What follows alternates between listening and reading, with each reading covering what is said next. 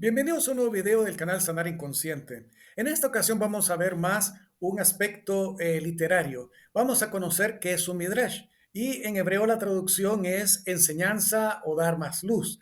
Es un estilo literario bien particular de los judíos porque es un estilo muy cercano a una fábula, a una parábola, pero es más fantasioso.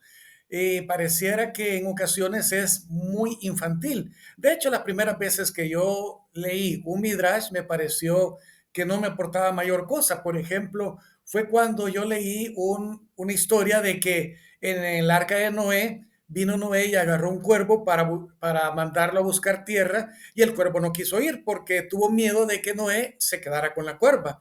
Y uno dice, qué infantil eso, pero, el punto es que para los judíos un midrash tiene valor. Un occidental diría, y eso es inspirado. ¿Y qué importa si es inspirado? Lo que es importante es el mensaje que deja o lo que puede ayudar a una persona a ser una mejor persona, claro. Es decir, puede uno estar leyendo, por ejemplo, uno puede pensar, ¿y es inspirada las fábulas de Sopo? Un judío diría, ¿y qué importa si es inspirado o no? Lo importante es si esa lectura lo está haciendo a usted una mejor persona o no. Eso es lo importante.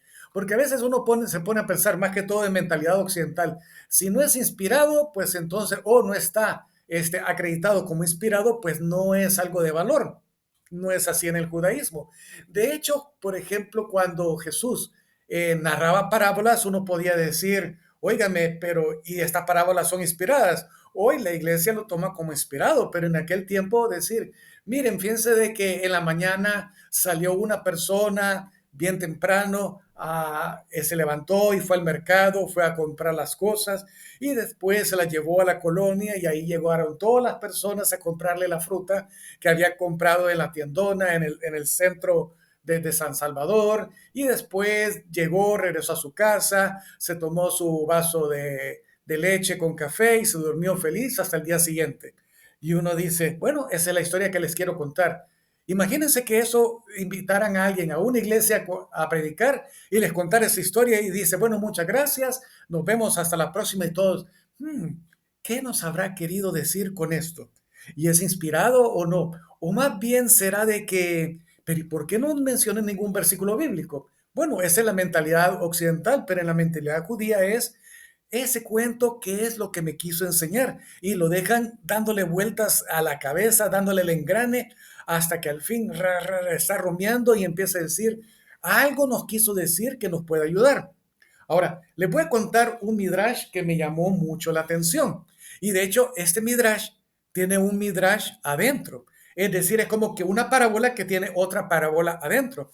Y lo interesante es, además de eso, es de que los personajes, por ejemplo, una parábola es porque solo tiene personas, una fábula porque está hablando un animal, cosas así, pero aquí se va a, a participantes que ni siquiera tienen vida y ya lo hace mucho más interesante. Dice de que hubo una discusión sobre el pecado del hombre y qué hacer cuando el hombre transgredía, cuando el hombre desobedecía. Y entonces, este es el Midrash, y en la discusión participó la ley, es decir, los primeros 5 libros, como si fuera un personaje, los libros de los profetas, como si fuera otro personaje, y el creador. Claro, es un cuento, son 3 personajes.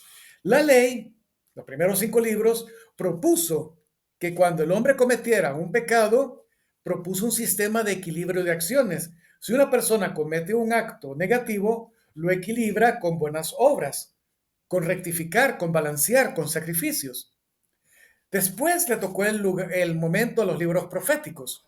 Sabiendo que los profetas llegaron a dimensiones altas de conocimiento, de luz, propusieron que el mal era inaceptable, por lo cual determinaron que bajo ningún punto de vista el hombre debía transgredir y dictaminaron, el alma que pecare morirá, como dice el libro de Ezequiel 18:20.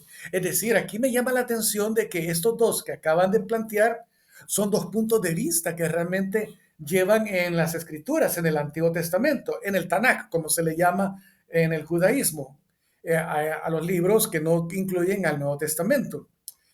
Y me llama la atención de que Bueno, y cuando le toca al creador, vamos a terminarlo de ver, dice de que el creador esperaba pacientemente su turno.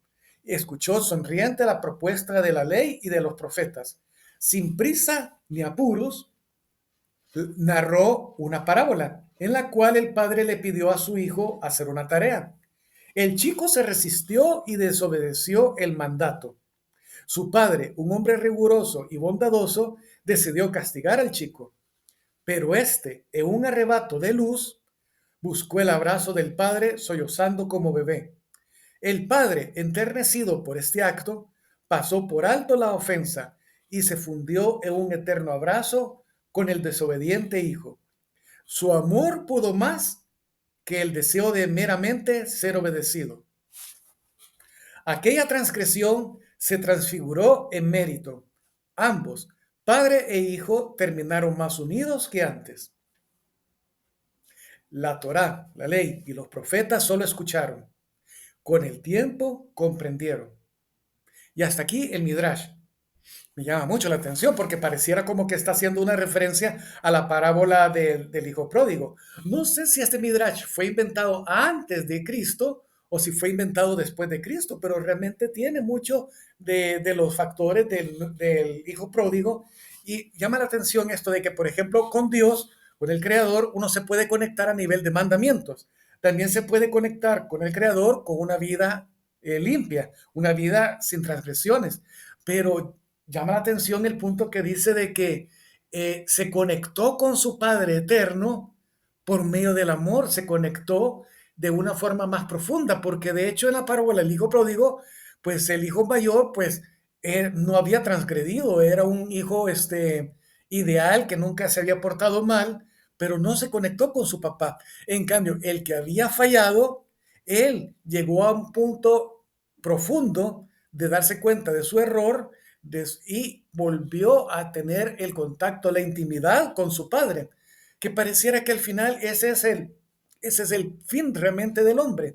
La ley y los profetas nos ayudan a acercarnos a Dios, pero de todos modos nos podemos llegar a un punto intermedio, no final, si al final no nos terminamos conectando con el Eterno de una forma mucho más profunda en el amor. Y me gustó mucho para compartirlo con ustedes. Ahora bien, fíjense que la literatura judía, todo lo que huele a judaísmo, siempre se ha visto como esto es del diablo, ni siquiera hay que tomarlo en cuenta, pero desde el judaísmo se ve eso del amor de Dios, de la gracia de Dios, pero siempre se hace mucha especulación en el ambiente cristiano de cómo es el pensamiento judío. Siempre se está especulando a modo de que quedan mal parados los judíos, pero realmente hay mucha riqueza que desgraciadamente le hemos visto como algo sucio, lo de los judíos, que realmente podría ayudar mucho a la humanidad. ¿Por qué estas cosas no se conocen? Porque realmente todo lo que huele a judío es como que vamos, tenemos que quemarlo.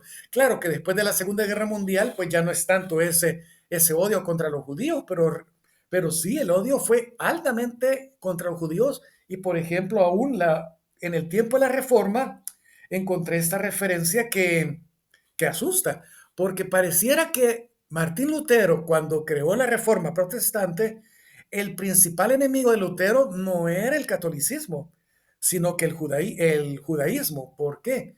Porque ya toda la gente decía, ok, no estamos de acuerdo con el catolicismo, pero se podían volver judíos al rechazar al catolicismo. Entonces él se volvió mucho más acérrimo, mucho más enemigo de los judíos que de los católicos. O sea, de los católicos era como que ojalá que algún día estos sean protestantes, o los matamos, claro, pero de los judíos no les dio ningún chance.